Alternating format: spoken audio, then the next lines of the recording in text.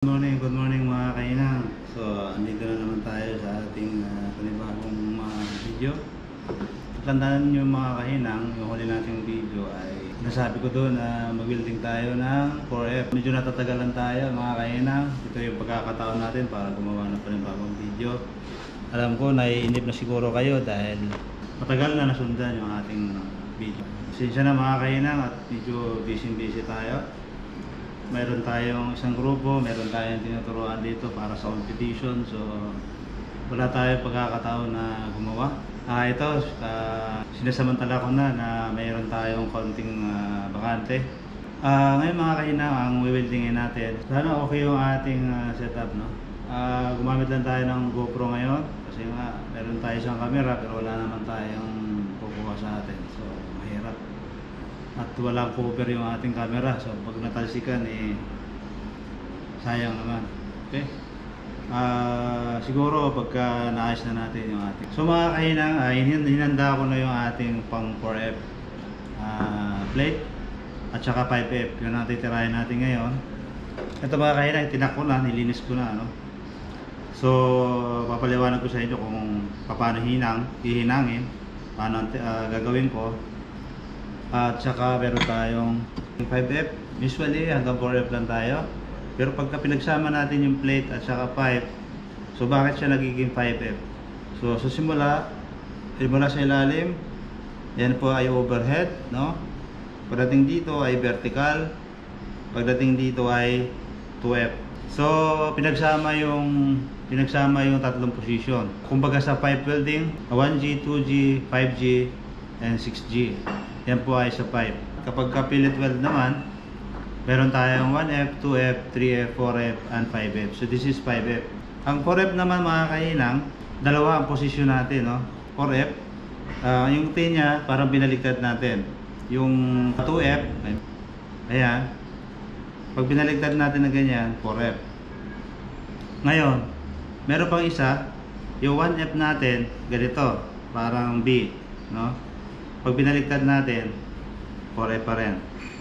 So, dalawa ang forma, no? Mga kaina. Yung 1F, pag binaligtad mo, 4F. Yung 2F, pag binaligtad mo, 4F. Okay? Kung anong technique ng pag-welding ng 2F, siya rin yung technique ng welding natin ng 4F. Kung anong technique ng welding natin sa 1F, ganun din yung technique natin sa pag-welding ng 4F. Okay? Depende sa position ng plate mo kung paano mo ginawa. Pag 2F, ginawa natin 4F, layer pa rin yung 2F, yung 4F natin, layer din. Okay? Kapag 1F, weaving, tapos wave ng konti yung una, wave din yung pangalawa. So, ganun din yung gagawin mo sa 4F, pagka 1F. Okay? Dito, ang technique sa 5F, parang ginagawa natin technique sa 1F, no? Isang maliit, pero pwede natin gawin dito ng one-time weld, katulad ng ginagawa natin sa 3F. So, ganun na gawin natin mga kahinang. Explain ko sa inyo, ito yung 2F, 1 layer, 2 layer, 3 layer, 1, 2, 3. Nagsisimula lagi tayo sa 1, 2, 3, hindi pwedeng 1, 2, 3, hindi po pwede yan mga kainang, no? Pag nagle-layer tayo, laging sa taas. So 1, 2, 3. Ngayon pag binaligtad natin yan, pag 4F, ito naman ang gagawin natin. 1 sa baba, 2, 3. So 1, 2, 3. Laging sa taas yung pinakahuling hinang. Sa 5F, yan ang magiging forma. So 1 and 2. Pwede natin gawing isa lang, no? Kung gagawin natin paghinang ay yung triangle. Okay? Ito yung gagawin natin mamaya. Okay? Yan po yung sa 5F mga kahinang.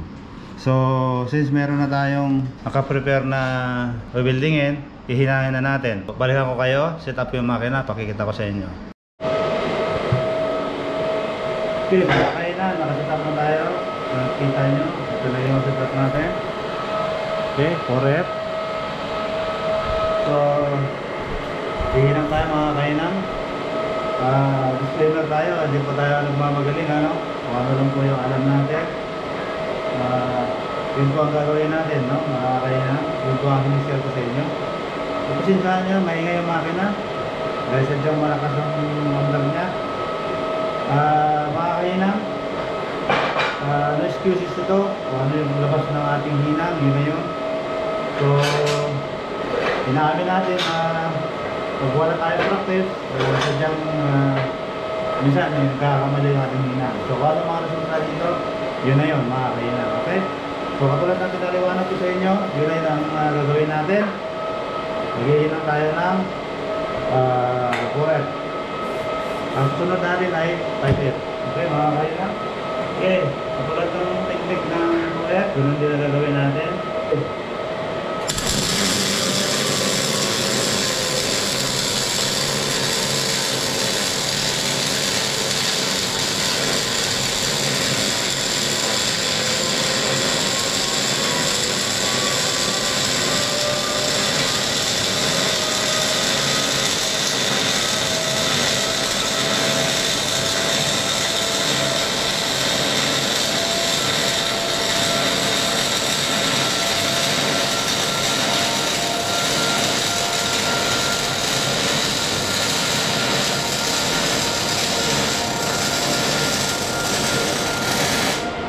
Okay, tapos na yung ating first line. Tapusin mo na ito, mga kahinang. Medyo nahirapan tayo.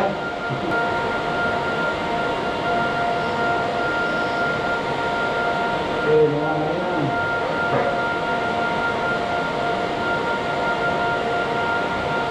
Baba, first line.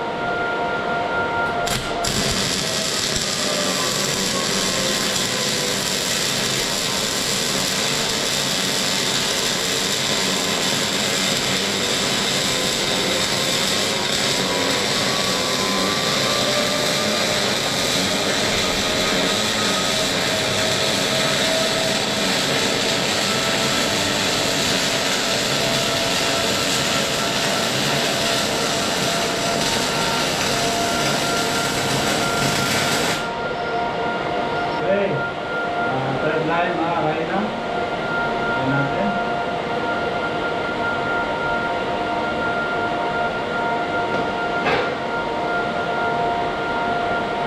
Halimbawa yung ating pwesto, mga kainang. Okay.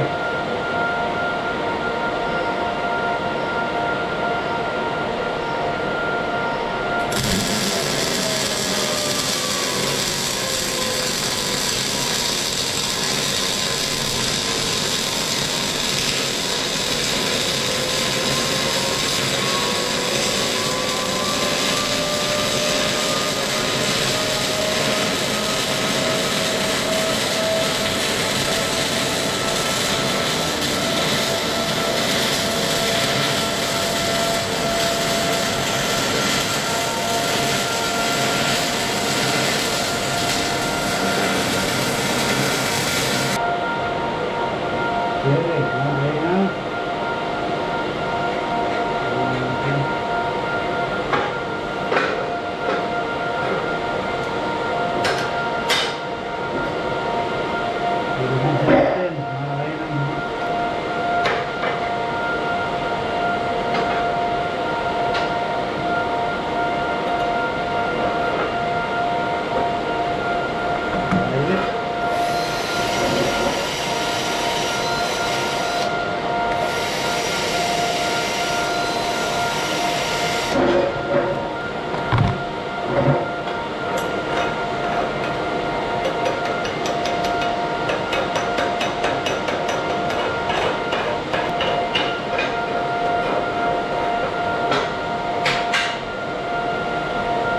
Okay, mga kainang. So, pwede na mga kainang natin nasa baba kasi nakabalik. So, ang setting natin mga kainang, yan po, no? CO5. So, pwedeng 21 yan o 20.7, 20.8, 310 o 305, no? Yan po yung range nya. Yung gas po natin ay 80-20, no, mga kainang. Okay, ang next natin ay 5F o Babaan natin ng konti ng setting mga kahinang, ano? Pakita ko sa inyo mamaya. Balikan ko kayo.